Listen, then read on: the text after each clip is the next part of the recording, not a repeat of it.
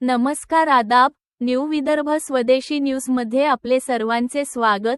बुलढाणा जिल्हा प्रतिनिधी सय्यद इरफान यांची रिपोर्ट। देऊळघाटमध्ये धक्कादायक चोरी। घरातील कुलूप तोडून अज्ञात चोरट्याने 4,56,000चा मुद्देमाल लंपास। देऊळघाट जी. बुलढाणा देऊळघाट येथील वादुमिया मोहल्ल्यात एक धक्कादायक चोरीची घटना उघडकीस आली आहे। निवृत्त शिक्षक कयूमखान शौकतखान वय 62 यांच्या घरात अज्ञात चोरट्याने धाड टाकत तब्बल 4,56,000 रुपये किमतीचा मुद्देमाल लांबविल्याची माहिती पोलिसांना देण्यात आली आहे। घटनेचा सविस्तर तपशील।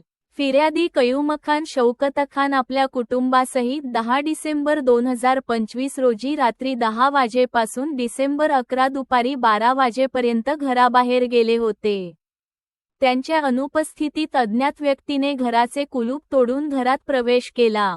घरातील लोखंडी कपाट व पेट्या तोडून चोरट्याने रोख रक्कम 2 लाख रुपये तसेच सोने दागिने असे एकूण 4,56,000 रुपये मूल्याचे साहित्य चोरून नेले।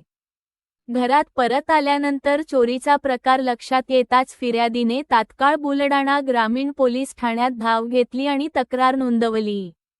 गुन्हा दाखल कलम 437/2025 अंतर्गत BNS 331, 3, 331, 4, 305 या प्रकरणात अज्ञात आरोपीविरुद्ध गुन्हा नोंदवून पुढील तपास उप निरीक्षक सुरेश मोरे यांच्याकडे देण्यात आला आहे।